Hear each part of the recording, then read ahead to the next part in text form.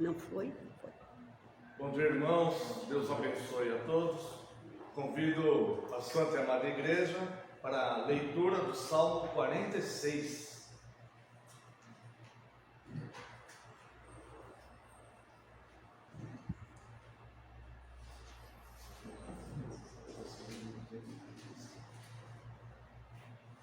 Salmo 46.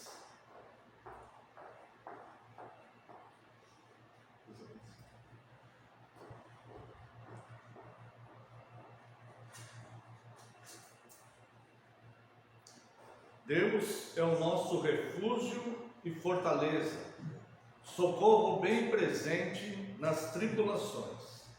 Portanto, não temeremos, ainda que a terra se transtorne e os montes se abalem no seio dos mares, ainda que as águas tumultuem e espumejem e na sua fúria os montes se estremeçam. Há um rio cujas correntes alegram a cidade de Deus, o santuário das moradas do Altíssimo. Deus está no meio dela, jamais será abalada. Deus a ajudará desde antemanhã. Bramam nações, reinos se abalam, ele faz ouvir a sua voz, e a terra se dissolve. O Senhor dos exércitos está conosco, o Deus de Jacó é o nosso refúgio. Vinde, contemplai as obras do Senhor, que assolações efetuou na terra. Ele põe termo à guerra até os confins do mundo, quebra o arco e despedaça a lança, queima os carros no fogo. Aquietai-vos e sabei que eu sou Deus, sou exaltado entre as nações, sou exaltado na terra. O Senhor dos exércitos está conosco, o Deus de Jacó é o nosso refúgio. Convido a Santa e Amada Igreja que se coloque em pé, louvemos a Deus com o hino 245.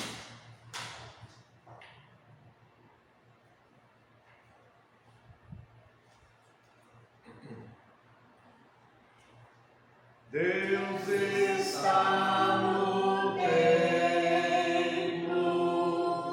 Pai onipotente, a seus pés nos humilhemos, servos consagrados, reverentemente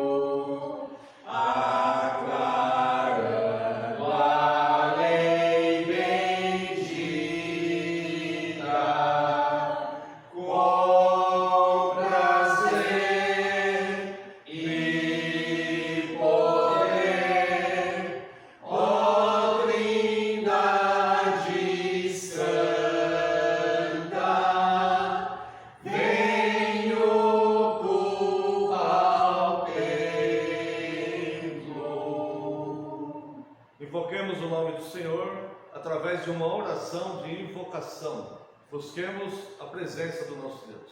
Oremos.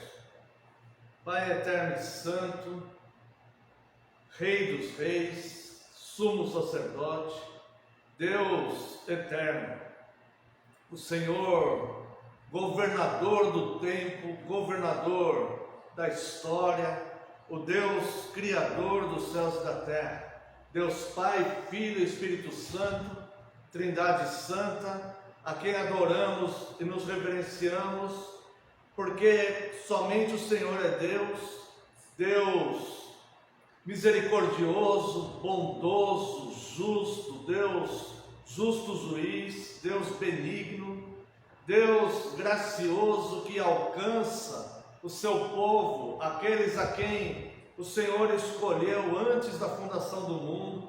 O Senhor os alcança ao longo da história para formar este grande corpo, o corpo de Cristo, que nos torna membros uns dos outros, onde o Senhor Jesus é o nosso cabeça, e assim somos igreja, uma vez que em santa comunhão nos reunimos para invocar teu santo nome, para cultuá-lo, para adorá-lo, para recebermos suas instruções, para entendermos suas prescrições, que são o motivo da nossa vida, Deus, aquilo que nos cura, que nos sara, que nos traz alento, direção, conforto, e também nos revela, Deus, o futuro, a vida por vir e a tua santíssima vontade. Nós te louvamos, Deus, e rogamos a ti que se faça presente neste lugar, Deus, como um templo santo, reunido para louvá-lo e para cultuá-lo, Deus. Entendemos, no entanto, que somos pecadores, falhos, que carecemos do teu perdão, carecemos das tuas muitas misericórdias, Deus, carecemos, Deus, dos teus cuidados, da tua proteção, e lhe pedimos perdão, Deus, pelas nossas falhas e pecados. Que o seu nome, Deus, seja glorificado e teus grandes feitos manifestos aqui neste lugar. Lhe pedimos, Deus, que nos ensine como cultuá-lo e como prestar este culto a ti. Para isso rogamos que o Senhor, Deus, pela tua graça e favor, envie teu Santo Espírito para que nos ilumine na realização deste culto e também para entendermos a tua palavra e as tuas instruções. Louvamos o teu nome com corações gratos, oferecemos a ti este culto nesta manhã. No nome santo e poderoso de Jesus Cristo é que nós oramos. Amém, Senhor, e glórias a ti. Convido a Santa e Amada Igreja para professarmos o voto da nossa segurança. Amada Igreja do Senhor Jesus Cristo, onde está o nosso socorro? O nosso socorro está no nome do Senhor, Criador dos céus e da terra. Graça a vós outros e paz da parte de Deus, nosso Pai, e do Senhor Jesus Cristo. Os amados irmãos podem assentar-se. Os convido para a leitura da Santa Lei de Deus, no livro do Êxodo, capítulo 20.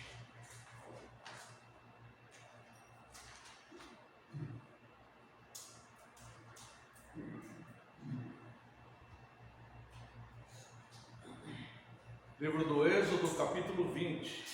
Êxodo 20. Então falou Deus todas estas palavras: Eu sou o Senhor teu Deus, que te tirei da terra do Egito, da casa da servidão. Primeiro mandamento: não terás outros deuses diante de mim. Segundo mandamento: não farás para ti imagem de escultura, nem semelhança alguma do que há em cima nos céus, nem embaixo na terra, nem nas águas debaixo da terra. Não as adorarás, nem lhes darás culto, porque eu sou o Senhor teu Deus, Deus zeloso, que visita a iniquidade dos pais nos filhos, até a terceira e quarta geração daqueles que me aborrecem. E faço misericórdia até 1000 gerações daqueles que me amam e guardam os meus mandamentos.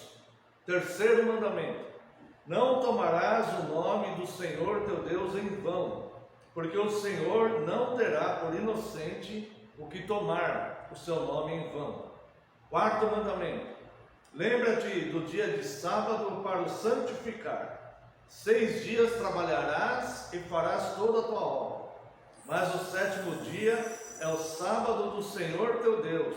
Não farás nenhum trabalho, nem tu, nem o teu filho, nem a tua filha, nem o teu servo, nem a tua serva, nem o teu animal, nem o forasteiro das tuas portas para dentro.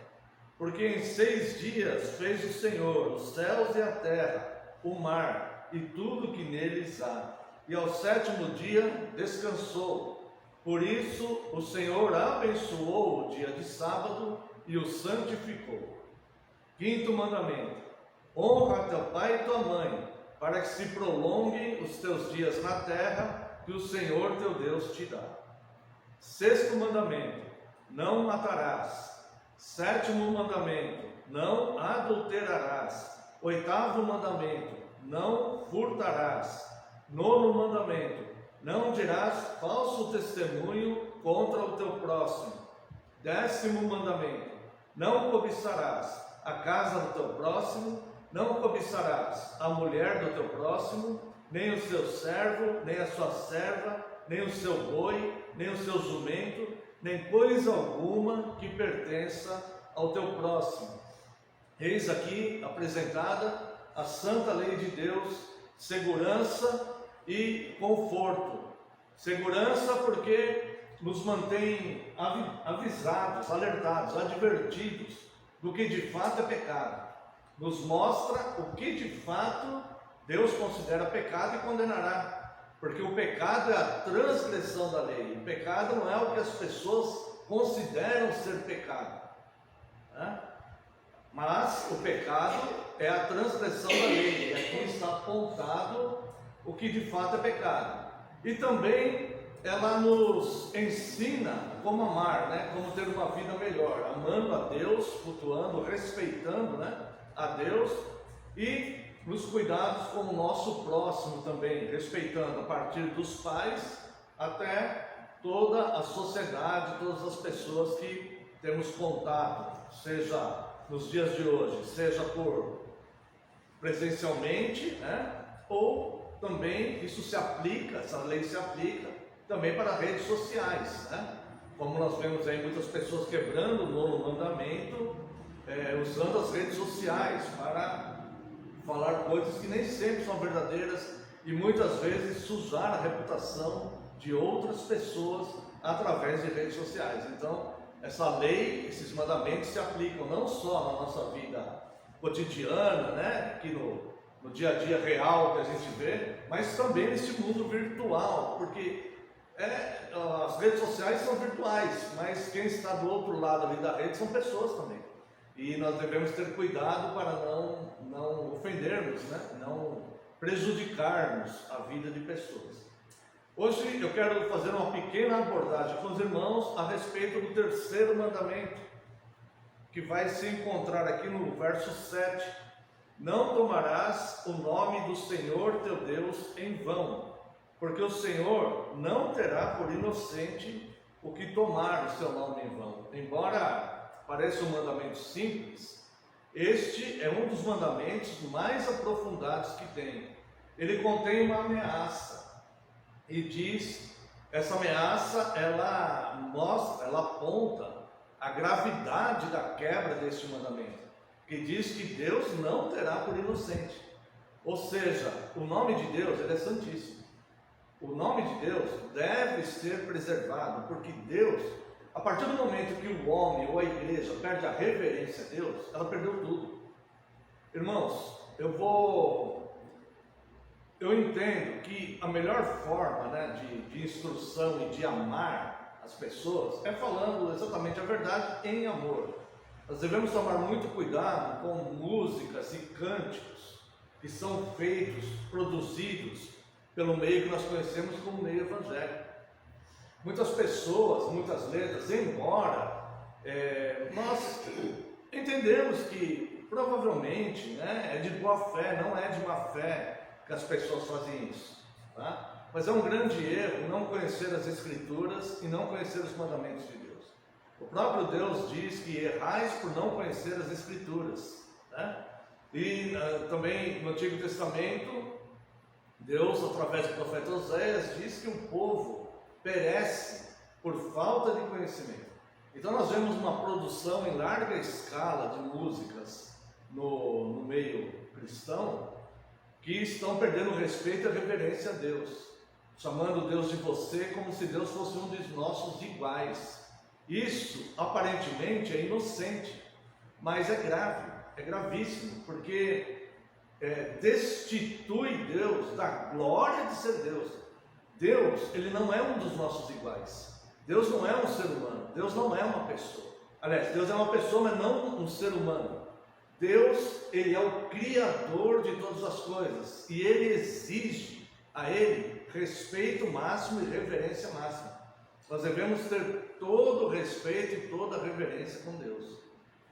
É possível, em algumas nações, pelo seu Código Penal, se alguém não chamar um juiz de senhor, ou um excelentíssimo, ou um termo assim, de reverência, é possível, em algumas nações, pelos seus códigos penais, a pessoa sair presa de lá, independente se conhece ou não a Constituição daquele país, mas é considerado uma falta de reverência a uma autoridade que está instituída ali. Então, note que este mandamento, ele diz: não tomarás o nome do Senhor teu Deus em vão, porque Deus não terá por inocente quem tomar o seu nome em vão.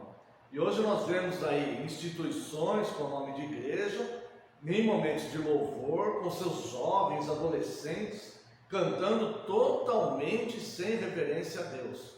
Essas pessoas estão sendo instruídas, mesmo que não seja essa a intenção, essas pessoas estão sendo instruídas a perderem a reverência a Deus. E isso é muito grave, principalmente se tratando de uma igreja.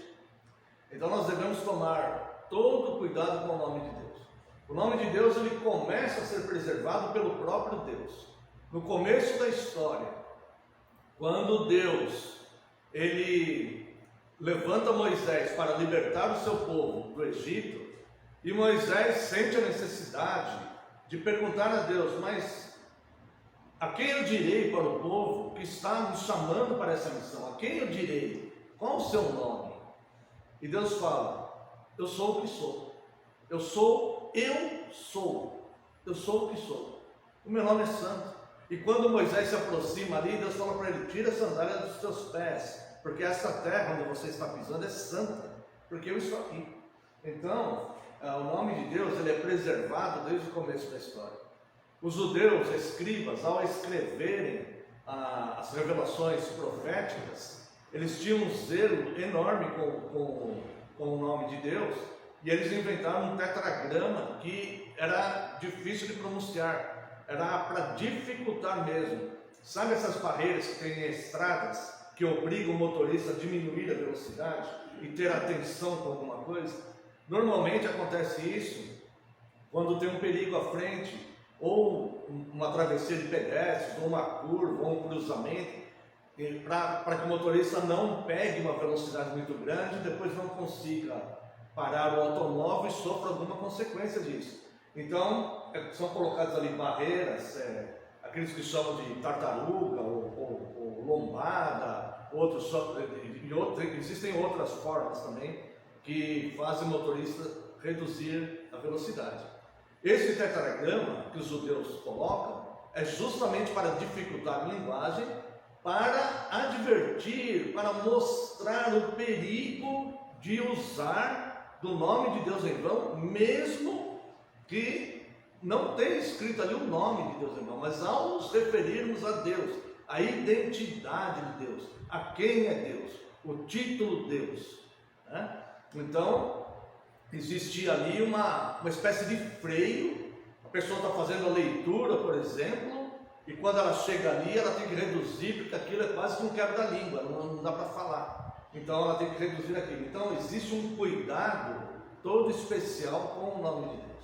Infelizmente, na nossa sociedade, no nosso país, por questões, jargões de novelas, e todas as pessoas usam o nome de Cristo para fazerem piadas, jargões, e as pessoas acabam na sociedade refletindo isso e usando o nome de Deus em vão. Quanto a nós, tenhamos zelo com o nome de Deus, porque Deus merece todo o respeito e toda a reverência. A quebra do terceiro mandamento, ela implica também na quebra do quinto mandamento, que é desrespeitar autoridades instituídas sobre nós. Então, que nós possamos refletir bastante, não sermos coniventes em rodas de pessoas que quebram o terceiro mandamento com frequência, não rir daquilo se for piada, não participar daquilo. E quanto a nós mesmos, deve haver uma vigilância, né? Nós brasileiros temos até uma certa dificuldade, porque essas expressões sobre Deus estão no nosso linguajar. Então, às vezes falamos sem querer, né? Mas é necessário que nós tenhamos uma vigilância, ao contrário dos judeus, né, que faziam o tetragrama para reduzir. Aqui é o contrário, parece que somos levados a falar, né? Mas nós devemos ter bastante cuidado com o nome de Deus, pois o nome de Deus é santíssimo. É esse Deus que adoramos, é esse Deus que nos formou, que nos criou, e é esse Deus que governa a história. Deus é perfeito em sabedoria, e se Ele nos colocou essas 10 leis nós devemos observar. Nessa santa lei de Deus, nesse código moral, né, que o Senhor Deus colocou, é para ser observado. E o primeiro a dar exemplo disso deve ser de fato a igreja. Então, muito cuidado com cânticos, embora os cânticos muitas vezes são bonitos, né? Muitas vezes tem até fundamentos bíblicos, mas às vezes eles quebram a reverência diante de Deus, e é algo para ser observado, tá? É algo que poucas pessoas falam, mas ela quebra o terceiro mandamento. E aqui diz que Deus não terá por inocente. Existe uma ameaça aqui. Se nós não confiarmos mais na palavra de Deus, e se nós começarmos a relativizar a palavra de Deus, levando isso para um campo de radicalismo ou de legalismo, nós simplesmente vamos perder a reverência total e totalmente a fé nas Escrituras. Então, as Escrituras é para serem seguidas de fato como elas estão escritas. E isso não é radicalismo nem legalismo. Isso é obediência.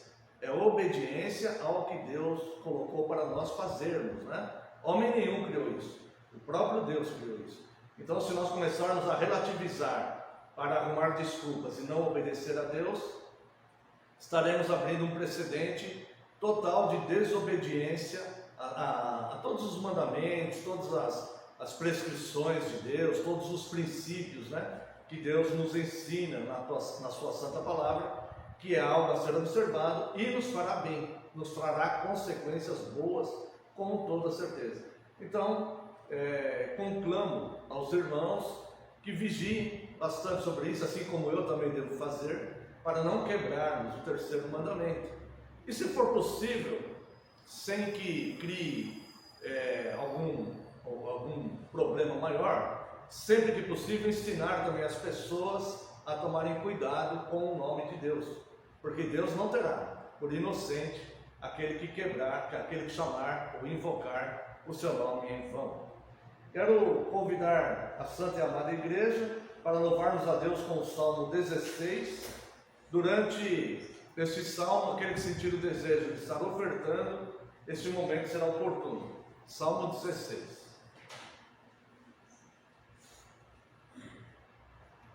Guarda-me, ó Deus, pois em ti eu me abrigo. Minha alma diz que tu és meu Senhor. Além de ti, outro bem eu não tenho.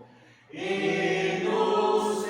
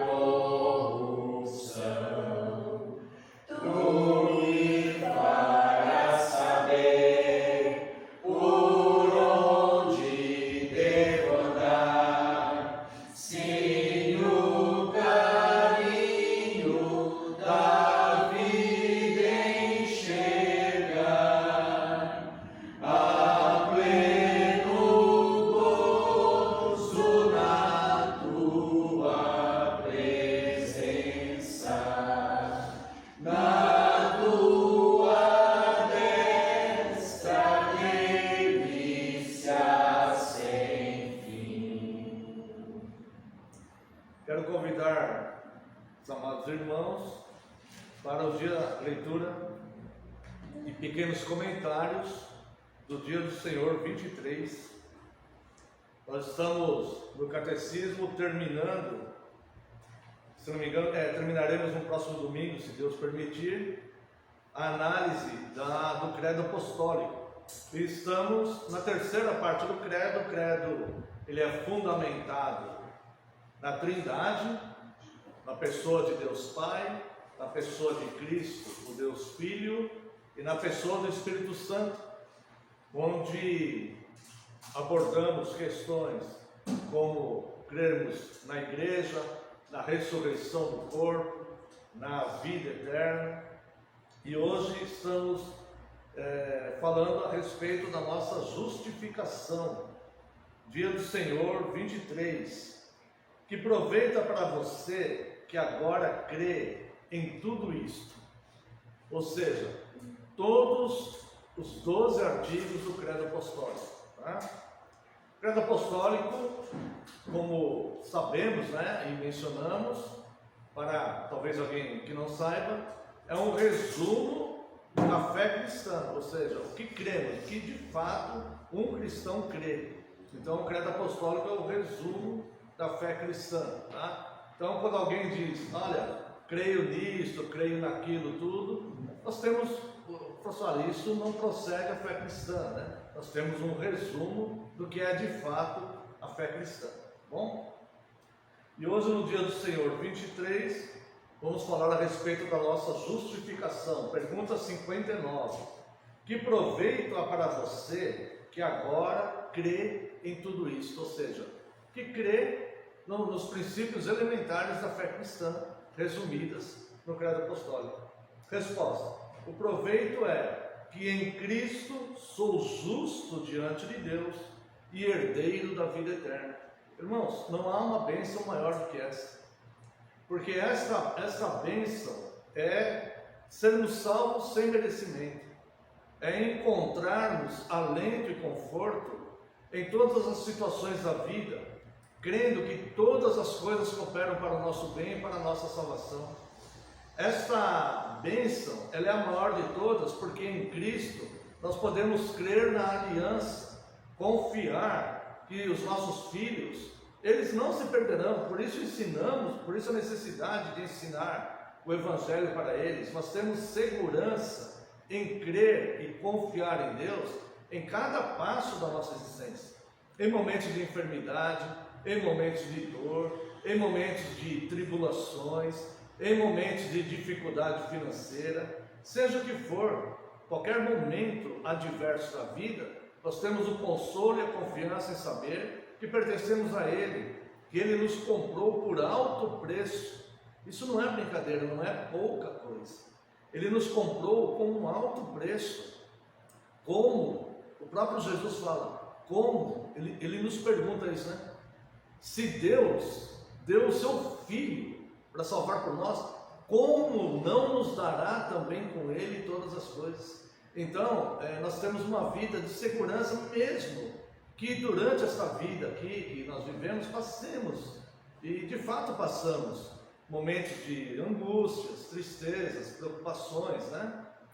Mas nós somos consolados e confortados, e temos esperança, e cremos que todas as coisas cooperam para o nosso bem, e cooperam para a nossa salvação.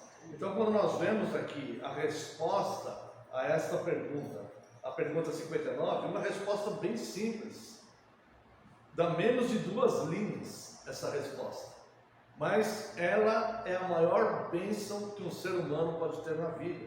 O proveito é que em Cristo sou justo diante de Deus e herdeiro da vida eterna. Isso implica em todas as bênçãos que os herdeiros de Deus, aqueles que receberam o poder de serem feitos filhos de Deus, todas as bênçãos que a Bíblia relata, que a revelação de Deus relata para essas pessoas da qual fazemos parte, né? Que somos o corpo de Cristo.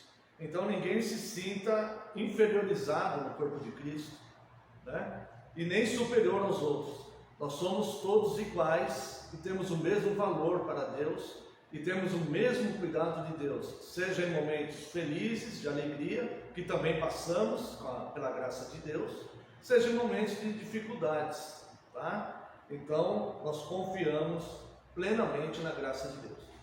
Pergunta 60. Como é que você é justo diante de Deus? Esta é a pergunta mais pertinente que existe sobre a fé cristã. Uma vez que a fé cristã nos apresenta um Deus extremamente santo, que fez uma aliança com o homem que era santo, e o homem quebrou a aliança escolhendo o pecado, escolhendo conhecer o mal. Então a pergunta mais pertinente que alguém pode fazer a um cristão é essa: como é que você é justo diante de Deus, se você também é um pecador? Porque o cristão também é um pecador. O cristão, ele não é um super-homem, e ele não está revestido de um corpo diferente das outras pessoas. É um corpo igual: carne, osso, sangue, células, tudo que compõe, né? O que compõe um corpo humano. Então, o cristão, ele é um homem, uma mulher como qualquer outra, ou qualquer outro homem, qualquer outra mulher, tá? Então, a pergunta mais pertinente a se fazer a um cristão, para quem de fato quer conhecer a fé cristã, é: se Deus é santo, criou um homem santo, a sua imagem e semelhança, e fez com ele uma aliança, e o homem pecou merecendo a morte, e o homem ficou inclinado para o mal, como é que você é justo diante de Deus? Essa é a pergunta natural que alguém deve fazer para um cristão. A resposta é um pouco mais longa, mas ela é abrangente. Somente pela verdadeira fé em Jesus Cristo, somente. Não há outro motivo, não por obras.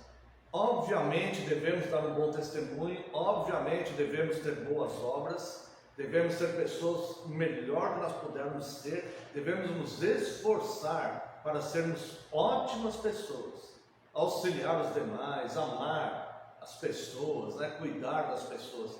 Mas nenhuma dessas atitudes nossas poderiam nos tornar justos diante de Deus, porque nós não temos justiça própria e continuaríamos ainda no estado de miséria espiritual. Então, somente pela verdadeira fé em Jesus Cristo, embora minha consciência me acuse, que é um cristão respondendo a esta pergunta: como é que você é justo diante de Deus? Somente pela fé em Jesus Cristo, embora a minha consciência me acuse, ou seja, eu sou consciente do estado que eu sou um ser humano, sou um homem, né? Embora a minha consciência me acuse de haver pecado gravemente contra os mandamentos de Deus, sem nunca ter obedecido nem sequer um deles, e de ainda ser inclinado a todo o mal, Deus, no entanto, sem que houvesse em mim qualquer mérito próprio, somente pela sua graça, imputa-me a perfeita satisfação, justiça e santidade de Cristo. Então, nesta resposta aqui, nesse parágrafo da resposta, mostra a nossa miséria espiritual, certo? Que o homem é inclinado para o mal, está num corpo corruptível, né? E ele luta contra o seu próprio pecado. Portanto, ele não tem justiça própria e não pode ser justo diante de Deus pelos seus próprios esforços. Não confundir, mais uma vez eu falo que é delicado, né? Porque algumas pessoas acham que não precisam então fazer nada. A Bíblia fala que nós devemos desenvolver nossa vocação, nossa eleição, né? nossa salvação. A Bíblia fala que nós devemos desenvolver, procurando imitar Cristo, né? Imitar Cristo. Mas sabemos que não conseguimos isso, mas temos que ter isso no nosso coração e tentar fazer isso, tá? Agora, a resposta ela vai mostrar a nossa miséria espiritual, né? Que essas coisas todas não podem nos salvar, tá?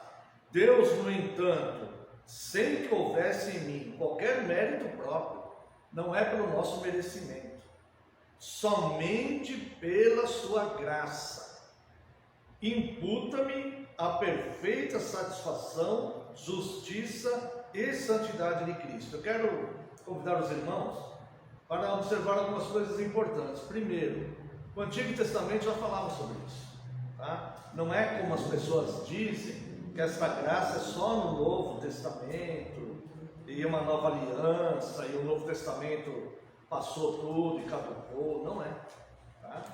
O Antigo Testamento já nos mostrava que Deus escolhe não por méritos das pessoas, tá? Veja aqui em Deuteronômio, capítulo 9, verso 6. Vai dizer: sabe, pois, veja como Deus fala isso, ó. Fique sabendo disso. Quando ele fala sabe, vírgula, pois, vírgula, ele está dizendo, esteja ciente disso, entenda isso, tome a ciência sobre isso, saiba disso. Sabe, pois, que não é por causa da tua justiça que o Senhor teu Deus te dá esta boa terra para possuí-la, pois tu és povo de dura serviço. Ou seja, você foi escolhido, povo de Deus. Você vai herdar essas terras da promessa, a ser povo de Deus, mas não pela tua justiça, porque você não é justo. E aqui ainda diz que é um povo de dura serviço. Dá a entender que tinham povos até mais maleáveis, mas Deus escolheu esse povo. Então, o conceito de eleição de Deus no Antigo Testamento é o mesmo conceito de eleição de Deus no Novo Testamento. Todo mundo que foi salvo por Cristo. Então, ninguém que foi salvo, ninguém que é alcançado, ninguém que é escolhido por Deus, é por merecimentos próprios. Ao contrário, não merecíamos, tá? E ainda vemos aqui também no Novo Testamento, na carta do apóstolo Paulo a Tito, capítulo 3, deixa eu chegar lá, Tito capítulo 3, versos 4 e 5, onde a palavra vai nos dizer: quando, porém, se manifestou a benignidade de Deus, nosso Salvador, e o seu amor para com todos, não por obras de justiça praticadas por nós, mas segundo sua misericórdia, ele nos salvou mediante o lavar regenerador e renovador do Espírito Santo. Então veja que não foi pelos nossos méritos, não por obras de justiça nossa, mas pela misericórdia de Cristo. E o agente regenerador é o próprio Deus, o Espírito Santo que nos regenera. Não é uma atitude humana, mas o próprio Espírito Santo. Então, quando nós estamos diante desta palavra, alguns caem no erro de falar: então eu vou esperar Deus me chamar. Não, não é isso. Se você entendeu esta palavra, você deve clamar a Deus que o Espírito Santo te regenere. Ele falou: Senhor, eu também quero ser regenerado, eu também quero alcançar a graça, por favor, me alcance com a tua graça e clame a Ele, né? Então, quando o Senhor Jesus ele envia os seus 70 para a sua missão, ele diz: na casa que vocês entrarem, vocês saúdam com a paz do Senhor, se houver ali um filho da paz. Veja que Jesus não está dizendo assim: a partir da sua pregação vai ter um filho. Se já tiver um filho da paz ali, que não sabe que é filho da paz, a paz repousará sobre ele, ou seja, ele será alcançado com essa graça, tá? Se não houver, a paz voltará para você. Então, este processo todo depende de Deus, da misericórdia e da graça de Deus. Nós vemos a benignidade e o amor de Deus em alcançar o homem caído em miséria, tá? Então, ao entendermos que não é pelos nossos esforços, não quer dizer que nós não devemos nos esforçar para ser bons, mas quer dizer que nós devemos ser totalmente gratos a Deus, porque mesmo eu me esforçando para ser bom, jamais seria salvo, porque o que eu merecia de fato era a condenação eterna. Então, se somos salvos, se estamos aqui cultuando a Deus, se somos corpo de Cristo, é pela misericórdia e a graça dele. Então nós teremos uma eternidade inteira de paz, de alegria, porque ele foi misericordioso conosco e gracioso conosco. Depois continua o texto, a resposta: Deus me concede isso como se eu nunca tivesse tido ou cometido pecado algum, e como se eu mesmo tivesse cumprido toda a obediência que Cristo cumpriu por mim. Se tão somente eu aceitar esse dom, crendo fielmente com o coração. Então nós devemos crer fielmente, aceitar o dom de Cristo, que é a graça que Ele tem derramado sobre nós. Agora entenda aqui bem uma coisa: Deus me concede isso como se eu nunca tivesse ou cometido pecado algum, como se eu nunca tivesse pecado ou se eu nunca tivesse cometido pecado algum, e como se eu mesmo tivesse cumprido toda a obediência que Cristo cumpriu por mim. Como que é possível isso? Como que é possível então Deus me aceitar como se eu tivesse feito a obra de Cristo, como se eu tivesse os méritos de Cristo? Eu quero dizer para os irmãos, convido os irmãos aqui na carta aos Romanos, capítulo 4, na carta do apóstolo Paulo aos Romanos. Eu quero dizer aos irmãos que isso é possível porque Deus fez uma aliança com Abraão lá nos primórdios, quando Deus ainda estava formando o seu povo.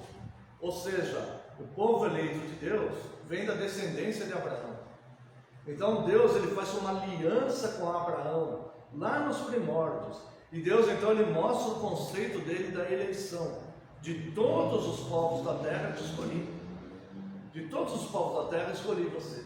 E quando Deus faz a aliança com Abraão, ele fala: a sua descendência será mais numerosa que a areia do mar e as estrelas do céu.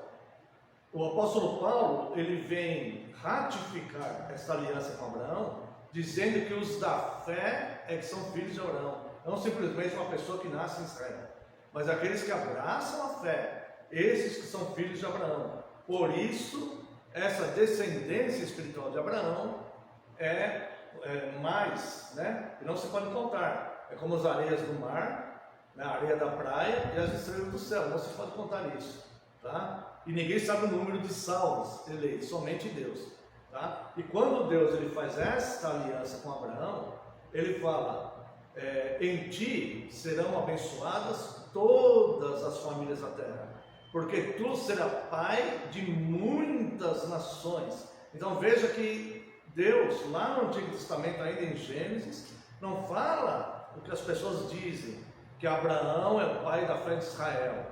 Não, ele é pai, seria pai de muitas nações. O apóstolo Paulo vem explicar isso depois, acerca da conversão dos gentios. Então por que Abraão é pai de muitas nações? Porque tem pessoas de todas as nações que são convertidas a Cristo e são filhos de Abraão. São filhos, são herdeiros, descendentes de Abraão pela fé. Pessoas de todas as nações. Então, nesta aliança, são benditos todas as pessoas da terra. Todas as famílias da terra. Por que isso é importante? Porque essa aliança não caducou. Se essa aliança caducar, não há mais conversão dos gentios. Então, se a aliança é só para Israel e caducou antes de Cristo, não pode haver mais conversão dos gentios. E eu quero ler com os amados irmãos, aqui em Romanos 4, os versos 24 e 25. Mas também por vossa causa, posto que a nós igualmente nos será imputado, a saber, a nós que cremos naquele que ressuscitou dentre os mortos, a Jesus nosso Senhor, o qual foi entregue por causa das nossas transgressões e ressuscitou por causa da nossa justificação. Então, como Abraão foi imputado a ele justiça, foi imputado, ou seja, Deus imputou a ele justiça, assim também essa justiça é imputada a nós, certo?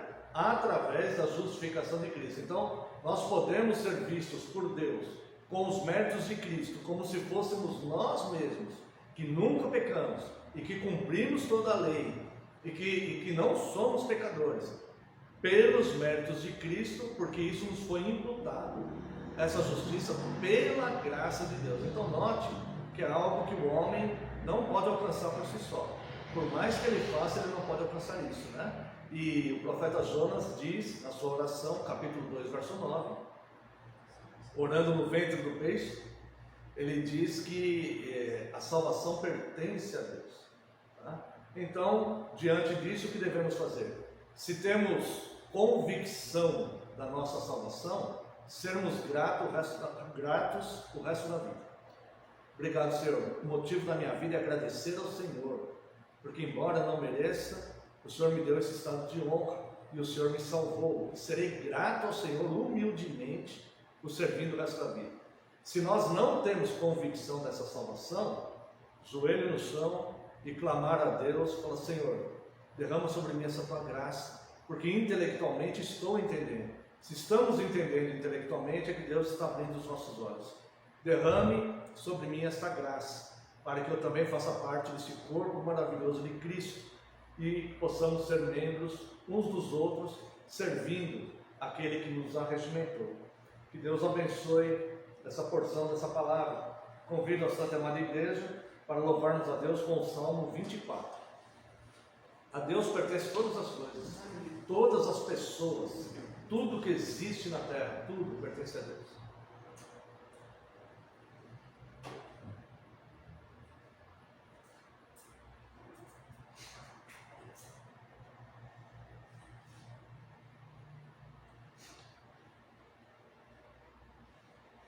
Senhor é a terra e a sua plenitude, o mundo e todos os habitantes seus, pois sobre os mares ele a fundamentou e sobre as correntes estabeleceu. Quem pois subirá para o monte do Senhor, ou quem estará no seu santo lugar? Aquele que é limpo de mãos e coração, não ama vaidade, enganoso não é. Tal homem recebe a bênção do Senhor, justiça do Deus da sua salvação. Tal é a linhagem daqueles que o buscam, que buscam a face do Deus de Jacó. Erguei já, ó portas, as vossas cabeças, portais eternais, levantai-vos ao Rei, a fim de que entre ali o Rei da glória. Portais eternais, levantai-vos ao Rei. Quem é o Rei da glória, este Rei tão glorioso, Senhor das batalhas, que é forte em poder? Erguei já, ó portas, as vossas cabeças, portais eternais, levantai-vos ao Rei, a fim de que entre ali o Rei da glória. Portais eternais, levantai-vos ao Rei. Quem é o Rei da glória, este Rei tão glorioso? Ele é o Rei da glória, das hostes, Senhor.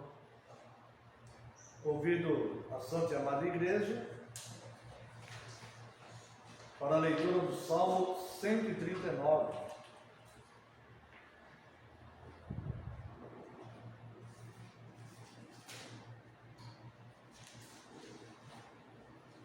Um dos salmos mais lindos das Escrituras, que mostram a soberania de Deus, a onisciência e onipresença de Deus. Salmo 139.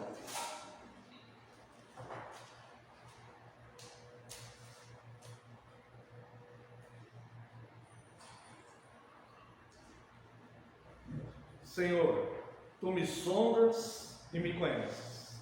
Sabes quando me assento e quando me levanto. De longe penetras os meus pensamentos. Esquadrinhas o meu andar e o meu deitar, e conhece os meus caminhos. Ainda a palavra me não chegou à língua, e Tu, Senhor, já a conheces toda. Tu me cercas por trás e por diante, e sobre mim pões a mão. Tal conhecimento é maravilhoso demais para mim, é sobre modo elevado, não o posso atingir. Para onde me ausentarei do Teu Espírito? Para onde fugirei da Tua face? Se subo aos céus, lá estás. Se faço a minha cama no mais profundo abismo, lá estás também. Se tomo a asa da alvorada e me detenho nos confins dos mares, ainda lá me haverá de guiar a Tua mão, e a Tua destra me susterá. Se eu digo, as trevas com efeito me encobrirão, e a luz ao redor de mim se fará noite, até as próprias trevas não te serão escuras. As trevas e a luz são a mesma coisa. Pois Tu formaste o meu interior, Tu me teceste no seio da minha mãe. Graças Te dou, visto que por modo assombrosamente maravilhoso me formaste. As Tuas obras são admiráveis, e a minha alma o sabe muito bem. Os meus ossos não Te foram encobertos, quando no oculto fui formado, e entretecido como nas profundezas da terra. Os Teus olhos me viram a substância ainda informe, e no Teu livro foram escritos todos os meus dias, cada um deles escrito e determinado, quando nenhum deles havia ainda. Que preciosos para mim, ó Deus, são os Teus pensamentos, e como é grande a soma deles. Se os contasse, excedem os grãos de areia. Contaria, sem jamais chegar ao fim. Tomara, ó Deus, desse cabo do perverso. Apartai-vos, pois, de mim, homens de sangue. Eles se rebelam insidiosamente contra Ti, como Teus inimigos falam malícia. Não aborreço eu, Senhor, os que Te aborrecem, e não abomino os que contra Ti se levantam? Aborreço-os com ódio consumado. Para mim são inimigos de fato. Sonda-me, ó Deus, e conhece o meu coração. Prova-me e conhece os meus pensamentos. Vê se há em mim algum caminho mau e guia-me pelo caminho eterno. Também convido a Santa Amada Igreja para a leitura na carta do apóstolo Paulo aos Romanos, capítulo 12, onde leremos até o verso 8.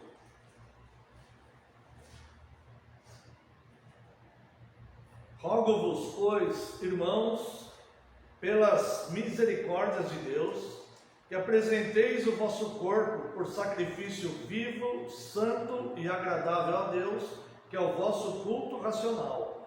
E não vos conformeis com este século, mas transformai-vos pela renovação da vossa mente, para que experimenteis qual seja a boa, agradável e perfeita vontade de Deus.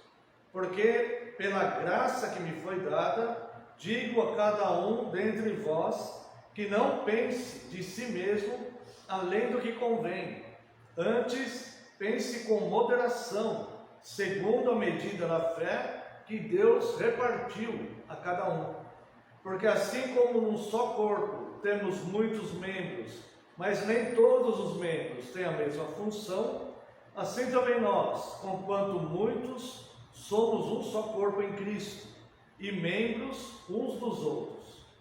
Tendo, porém, diferentes dons, segundo a graça que nos foi dada. Se profecia, seja segundo a proporção da fé. Se ministério, dediquemo-nos ao ministério. Ou ao que ensina, esmere-se no fazê-lo. Ou o que exorta, faça-o com dedicação. O que contribui, com liberalidade. O que preside, com diligência. Quem exerce misericórdia, com alegria. Até aqui, convido a igreja a uma breve oração por isso. Pai Santo, amado, Deus precioso para nós, gracioso, Senhor Deus, dono de todas as coisas, o Senhor tem direito sobre tudo, e a Ti pertencem todas as coisas, Senhor, na terra, nos céus, embaixo da terra, nos mares. O Senhor é dono de todas as coisas, porque o Senhor criaste todas as coisas e tudo pertence a Ti. Nesse momento de culto, estamos agora diante da Tua Santíssima Palavra, e nós carecemos, Deus, da Tua instrução, Deus. Nós carecemos da Tua ajuda, das Tuas misericórdias, da Tua graça, para que possamos entender, Senhor, a Tua Palavra já revelada. Eu reconheço mais uma vez que sou falho e pecador e peço perdão pelas minhas falhas e pecados. E clamo a Ti, Deus, eu rogo a Ti que envie Teu Santo Espírito a fim de nos iluminar nesta palavra já revelada. Também clamo a Ti, Deus, que neste momento eu diminua, eu desapareça e tudo que for falado aqui seja ministrado pelo Teu Santo Espírito com a Sua expressa autorização, porque somente a Tua palavra é a verdade. Fale através de mim, Pai, eu clamo a Ti. Em nome de Jesus, Teu Filho amado, é que oramos. Amém, Senhor, e glórias a Ti. Amada Igreja do Senhor Jesus Cristo, venho vos proclamar Cristo, o Senhor da vida, a onisciência e a onipresença de Deus e a grandeza das obras de Deus ao criar a vida. Este texto que nós lemos em Romanos capítulo 12, vem nos advertir 3 práticas que farão diferença em toda a nossa vida cotidiana, a saber, a apresentação do corpo como sacrifício vivo em forma de culto racional, não ao conformismo às práticas mundanas, e transformação da nossa mente. 3 coisas. Quando nós chegarmos no dia do Senhor 52, no Catecismo de Heidelberg, na pergunta 127, nós vamos ver que o Catecismo diz que existem 3 inimigos declarados da nossa alma, a saber, o diabo, o mundo e a nossa própria carne. E aqui, na carta do apóstolo Paulo aos Romanos, nós vemos essas 3 práticas que nós devemos observar justamente para vencer esses 3 inimigos que são declarados da nossa alma. A apresentação do nosso corpo como sacrifício vivo em forma de um culto racional. Vamos abordar já. Não ao conformismo às práticas mundanas. Aqui eu quero ler com os amados irmãos, primeira carta de João, capítulo 2, dos versos 15 a 17,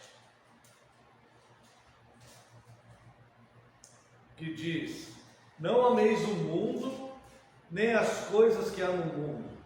Se alguém amar o mundo, o amor do Pai não está nele. Porque tudo que há no mundo, a concupiscência da carne, que é paixão, né? A concupiscência dos olhos e a soberba da vida, não procede do Pai, mas procede do mundo. Ora, o mundo passa, bem como a sua concupiscência. Aquele, porém, que faz a vontade de Deus, permanece eternamente. Veja como o inimigo carne, ele é mais perigoso, né? Porque ele vai se unir ao mundo e ao diabo para nos derrubar. E também a terceira prática, a transformação da nossa mente. Bem, o primeiro item, a apresentação do corpo como sacrifício vivo em forma de culto racional. Ele compara um corpo como um corpo de animal sendo entregue à morte no Antigo Testamento. E o corpo de Cristo, que uma vez por todas, a nosso favor, foi entregue à morte também.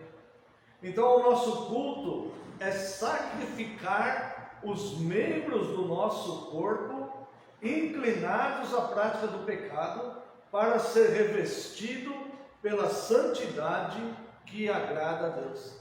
Então, como que se conclui o culto que nós prestamos a Deus?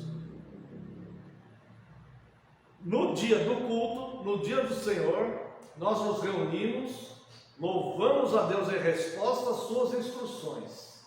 Então nós louvamos a Deus neste culto, recebemos as suas instruções, e as suas instruções nós colocamos à prática durante a semana, até que cheguemos ao próximo culto e recebamos mais instruções. Assim estamos cultuando a Deus.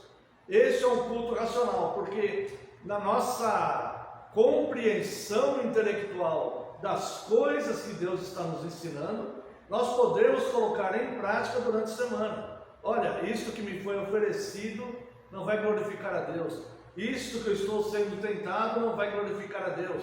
E dizendo não aos enganos, à soberba da vida, as muitas vaidades, né, que podem nos acometer aí durante os dias naturais que passamos, nós vamos então concluindo este culto, cultuando a Deus e glorificando a Deus. Então, aquele animalzinho que era levado para pagar o pecado, ele morria ali, ele não tinha uma sequência de vida. Cristo, ele morreu ali, terminou ali o seu ministério terreno. Então ele passou o seu ministério terreno e morreu ali. Ele ressuscitou, mas está sentado ao lado de Deus nas alturas, de onde ele há de voltar para julgar vivos e mortos. A segunda questão, então, que nós podemos ver é não nos conformarmos com as práticas mundanas. Então, a primeira questão, a apresentação do corpo como sacrifício vivo em forma de culto racional, é assim que vencemos o nosso inimigo carne, a nossa própria carne, tá? Então, essa é uma luta. Nós não conseguimos vencer essa carne totalmente enquanto nós estamos neste corpo, né? Nós sabemos disso, mas a nossa prática é lutar contra isso. Essa é a nossa prática. O segundo item é não ao conformismo às práticas mundanas, ou seja, esse segundo item nos exorta a ficarmos inconformados e não simpatizantes ao mal cometido no mundo. Este segundo item, o inimigo é o próprio mundo. O Senhor Jesus, quando ele ensinou as bem-aventuranças no seu Sermão do Monte, capítulo 5 de Mateus, verso 6, uma dessas bem-aventuranças é: bem-aventurado o que tem fome e sede de justiça, porque serão fartos.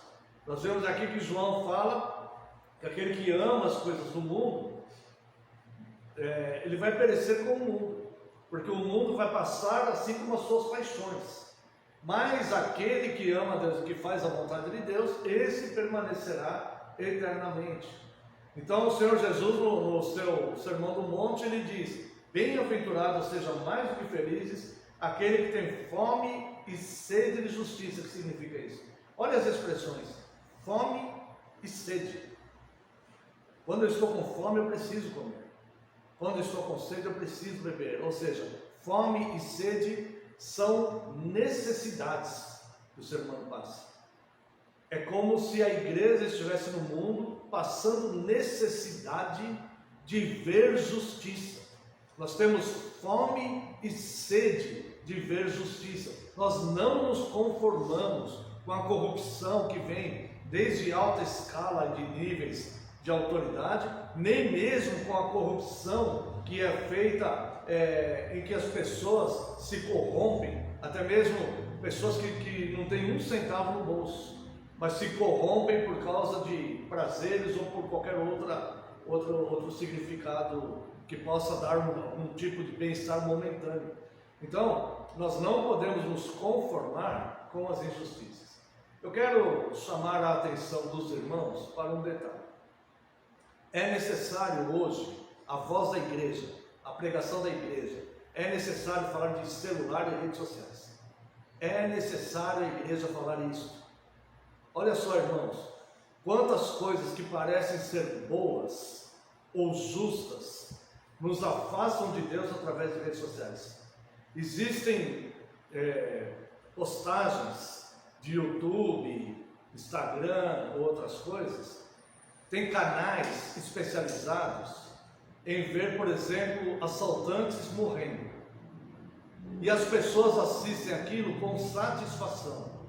Claro, nós queremos justiça, nós somos contra as pessoas fazerem assaltos. Quem pratica esses atos deve pagar por esses atos. Mas nós não podemos ter o sentimento perverso de nos alegrarmos e termos satisfação em ver um semelhante sendo morto, ou desejarmos o mal, o sofrimento das pessoas. Isto não procede de Deus, mas procede do mundo. Então, numa aparência de ser algo bom, a justiça está sendo feita e tudo, as pessoas estão se deliciando com a maldade, com a crueldade, vendo o ser humano passando por coisas. Não sou a favor de ladrão, não defendo bandido, não é isso. Mas eu defendo as Escrituras, e a vingança pertence a Deus. A palavra de Deus diz que até mesmo que Deus não compactua com esse sentimento perverso que as pessoas têm de ver o sofrimento do outro. Então, alguém que comete crime deve ser julgado e condenado pelo crime que cometeu. Mas nós devemos nos alegrar se a justiça for feita. Mas nós não devemos ter o sentimento perverso de ficar vendo vídeos de YouTube, nos alegrando com o sofrimento de pessoas, porque isso vai matar o bem dentro de nós. Isso vai esfriar o amor dentro de nós. A palavra de Deus diz: por se multiplicar a iniquidade, o amor de muitos esfriará. E se o amor de igreja se esfriar, não é igreja verdadeira e legítima. Se o amor do cristão esfriar, não é um cristão legítimo. Então nós devemos vigiar sobre todas essas coisas. Não compete a nós tomar vingança.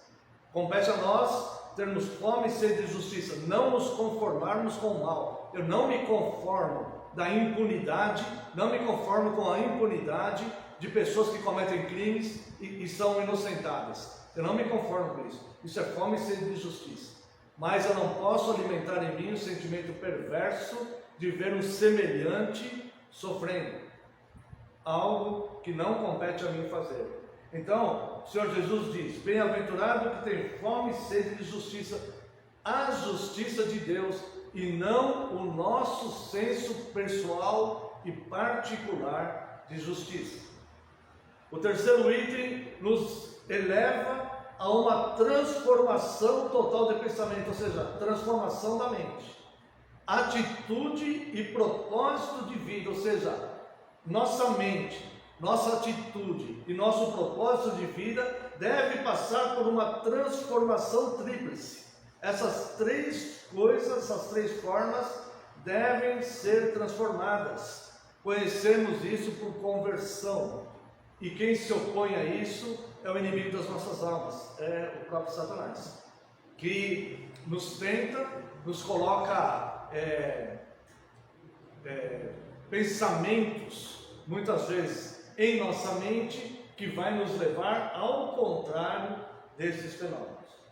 Dito isso, irmãos, podemos entender melhor a continuidade do capítulo 12. Veja os versos 9 a 20. O amor, capítulo 12 de Romanos. O amor seja sem hipocrisia. Detestai o mal, apegando-vos ao bem. Isso aqui é prática cristã. Amai-vos cordialmente uns aos outros, com amor fraternal. preferindo-vos em honra uns aos outros. No zelo não sejais remissos, sede fervorosos de espírito, servindo ao Senhor. Regozijai-vos na esperança, sede pacientes na tribulação, na oração perseverantes. Compartilhai as necessidades dos santos, praticai a hospitalidade. Abençoai os que vos perseguem, abençoai e não amaldiçoeis. Alegrai-vos com os que se alegram e chorai com os que choram. Tende o mesmo sentimento uns para com os outros. Em lugar de ser orgulhosos, condescendei com o que é humilde.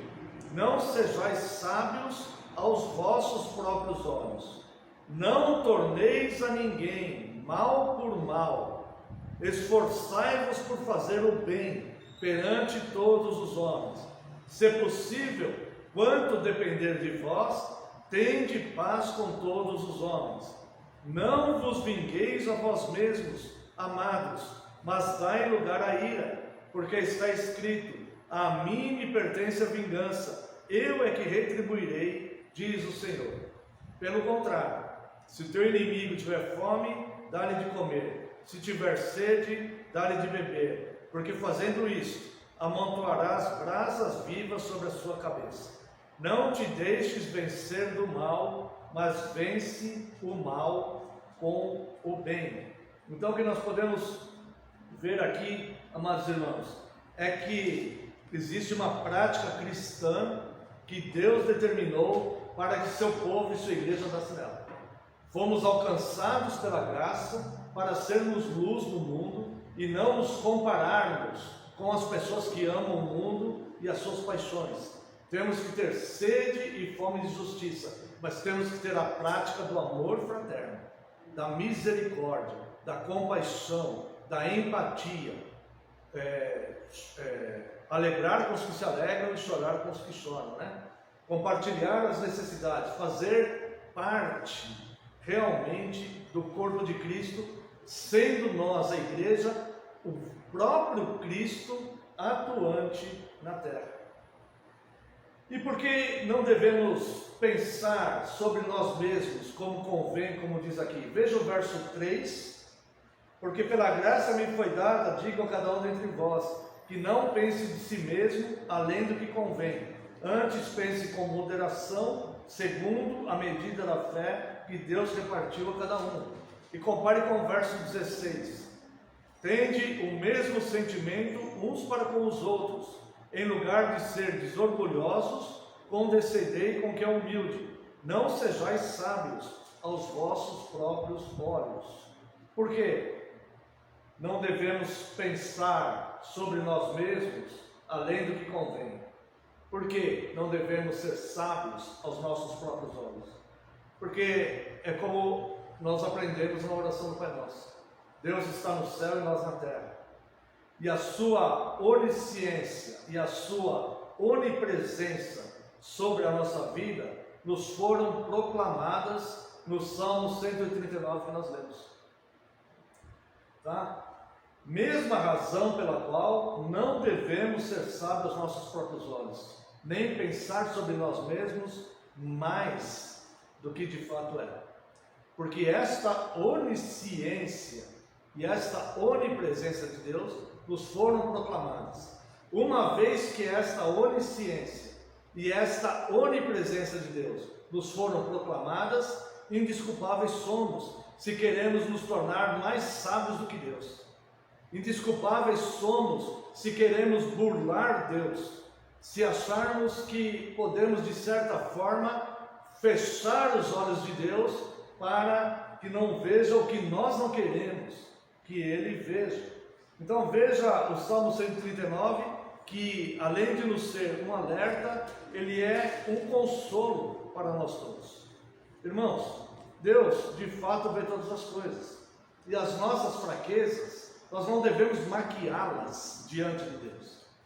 Nós devemos falar para Deus sobre essas fraquezas. Nas nossas orações, súplices, nós devemos falar para Deus: Senhor, tenho dificuldade com isto, estou sofrendo com essa minha fraqueza, luto contra isso, e não ficar tentando burlar Deus, porque nos foi proclamado a onisciência de Deus e a onipresença de Deus. Então, não queira ser mais sábio do que Deus, não queira fazer o trabalho de Deus.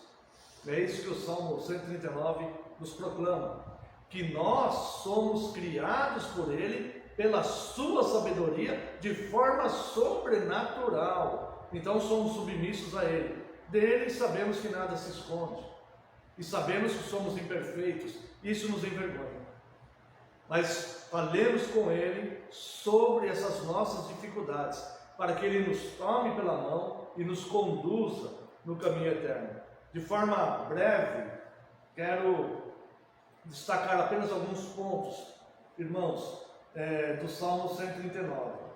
Ser sábio aos próprios olhos nos trará enganos, inquietações e ruína no final da nossa jornada, na jornada da nossa vida. Vos convido a ver a grandeza assombrosa de Deus descrita neste salmo. Aqui dos versos de 1 a 4, Deus sonda, né? Veja aqui, ó: Senhor, tu me sondas e me conheces. Esse sondar, já falei em outras oportunidades para os irmãos, é no sentido de cavar profundezas mesmo, como um mineiro que está procurando pedras preciosas, que vai quebrando rocha e olhando o que tem lá dentro que os olhos não podem ver. Deus nos sonda, Ele penetra neste muro duro dessas rochas, que muitas vezes é o nosso coração, que muitas vezes é a perversidade dos nossos sentimentos, e Ele nos sonda. Então Deus nos sonda e conhece o homem, Ele sabe as atitudes e pensamentos, e vivifica o andar do homem, sendo conhecedor desses caminhos. Senhor, tu me sondas e me conheces, sabe quando me assento e me levanto, de longe penetra os meus pensamentos, esquadrinhas o meu andar e o meu deitar, conhece todos os meus caminhos, ainda a palavra me não chegou à língua, e tu, Senhor, já conhece tudo. Embora isso muitas vezes nos envergonha, porque somos maus, e a prova que o homem vive em miséria espiritual e está inclinado a todo o mal, não é teologia. A prova disso somos nós mesmos. A prova que o homem vive em miséria espiritual e está inclinado a todo o mal, não é uma doutrina reformada. É a sinceridade. É a sinceridade do homem em olhar para si mesmo e ver que de fato as Escrituras estão certas, porque nós somos assim. Então Deus, Ele nos sonda e vê. Ele simplesmente vê. Ele vê nossas atitudes e Ele vê nossas intenções. Ele vê aquilo que em nós ainda é um lampejo da imagem e semelhança dele, e Ele vê o que para nós é uma fraqueza, é uma luta. Então Deus vê todas essas coisas. Por isso é muito mais sensato não fazer braço de ferro com Deus. Por isso é muito mais sensato não querer burlar Deus, porque isso está só na nossa mente, mas sim falarmos: Senhor, eis-me aqui, sou isso. O sangue precioso do teu Filho comprou este ser. Tem misericórdia de mim, Senhor, e me ajuda a caminhar melhor. É assim, o cristão é assim.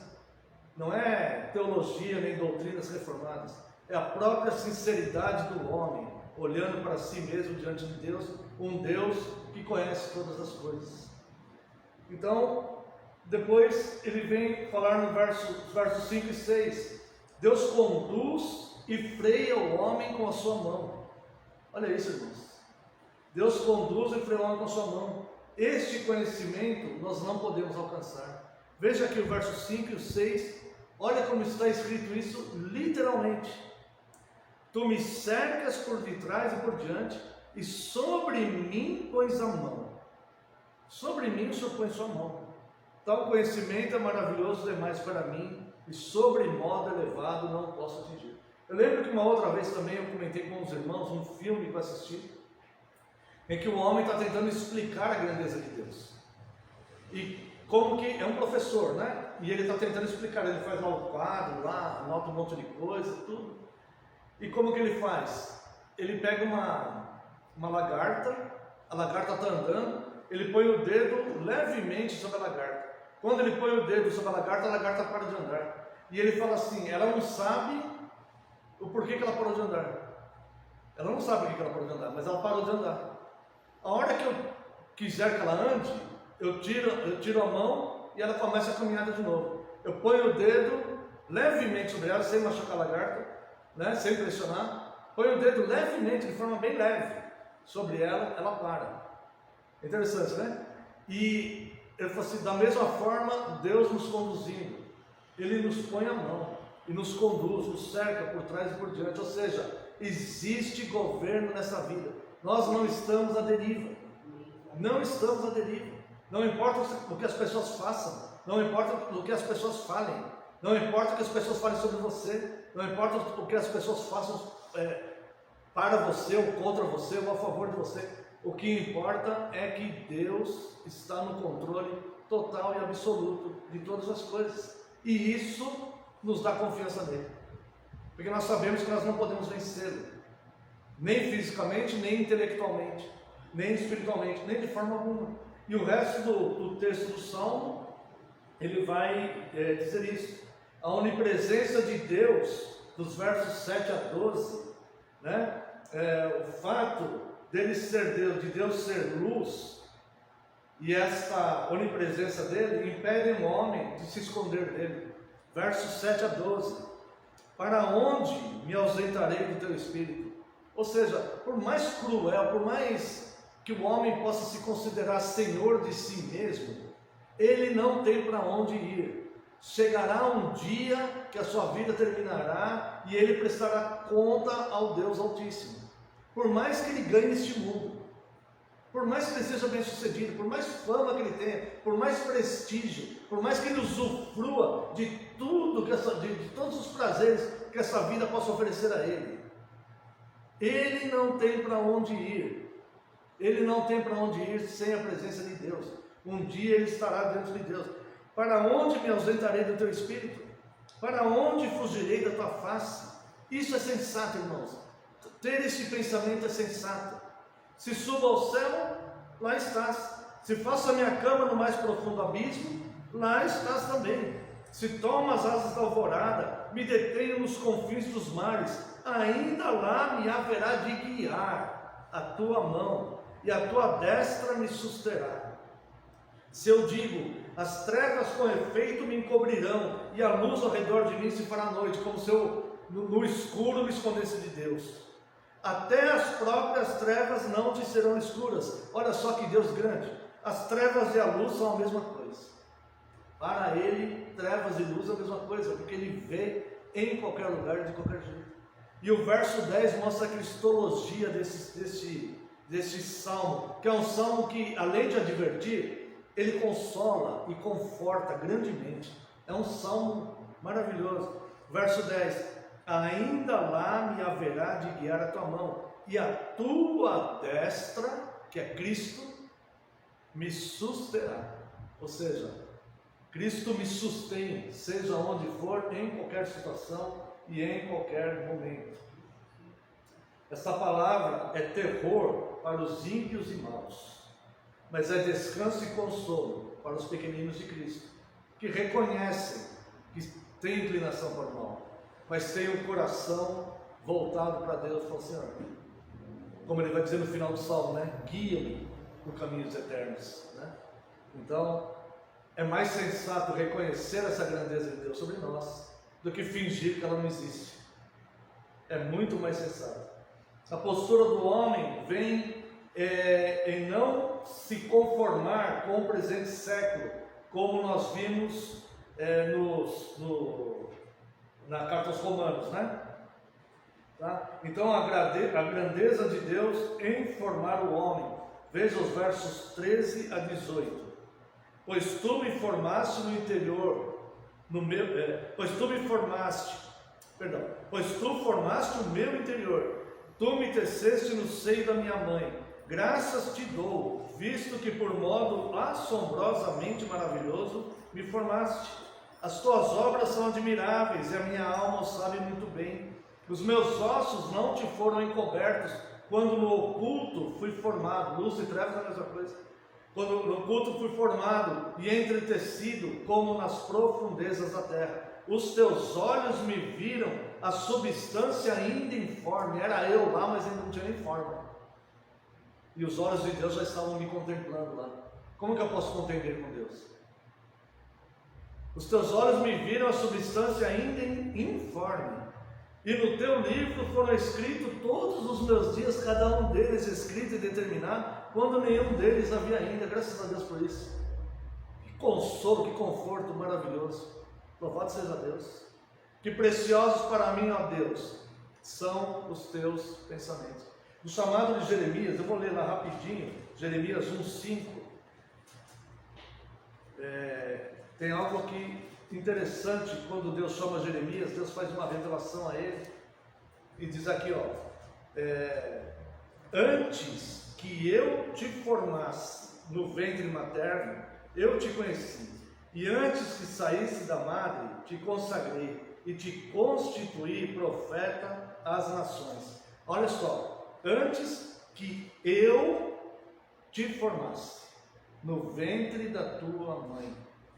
Do mesmo jeito que eu criei Adão com o poder da minha palavra, eu criei você no ventre da tua mãe e designei o que você seria.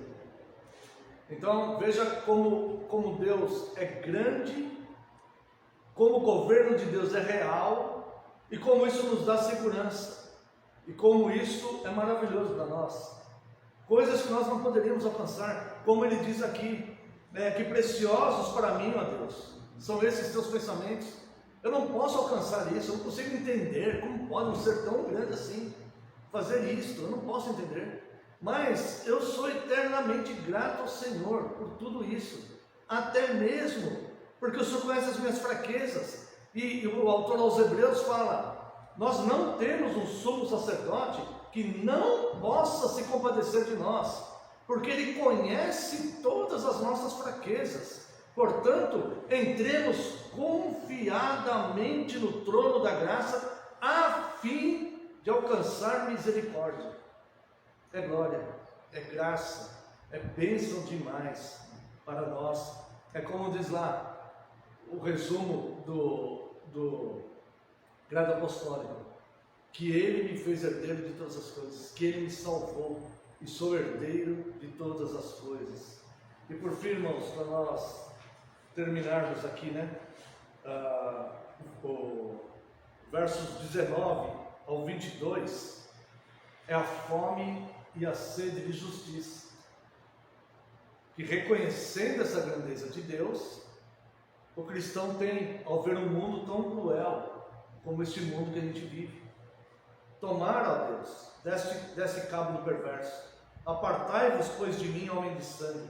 Eles se rebelam insidiosamente contra ti, e como teus inimigos falam malícia.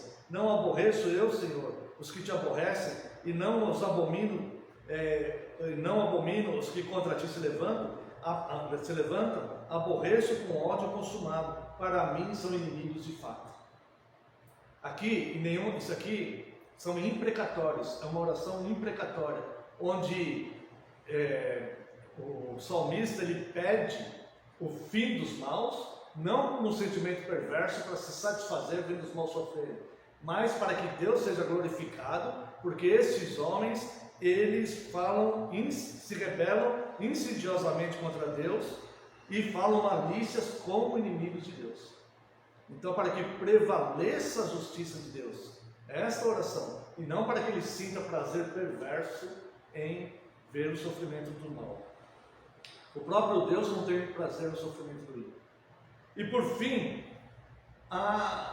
o grande ensino para nós, o que nós devemos fazer de mais sensato na nossa vida, não tentar esconder de Deus as nossas imperfeições, simplesmente porque é impossível. É impossível, né? Mas os versos 23 e 24 é a suma aqui do que é sensato para nós fazermos. Sonda, meu Deus, sonda-me. Ele vai sondar de todo jeito. Sonda, meu Deus, e conhece o meu coração. Prova-me e conhece os meus pensamentos. Vê se há em mim algum caminho mau. Ele vai encontrar. Com certeza ele vai encontrar. Vê se há em mim algum caminho mau. E guia-me pelo caminho eterno. Porque o mundo vai passar com todas essas paixões, mas aquele que sai em Cristo viverá eternamente. E para terminar, eu quero ler com os irmãos Romanos capítulo 11, o que antecedeu o início do capítulo 12 que nós lemos. Romanos capítulo 11, versos 33 a 36. Só vou ler, sem comentar. Deixa essa palavra nutrir teu coração. Ó profundidade da riqueza, tanto da sabedoria como do conhecimento de Deus. Quão insondáveis são os seus juízos e quão inescrutáveis os seus caminhos. Quem, pois, conheceu a mente do Senhor, ou quem foi o seu conselheiro, ou quem primeiro deu a ele para que ele venha a ser restituído? Porque dele, e por meio dele, e para ele são todas as coisas. A ele, pois, a glória eternamente. Amém. Deus nos sonda, nós não conseguimos sondar Deus. Deus é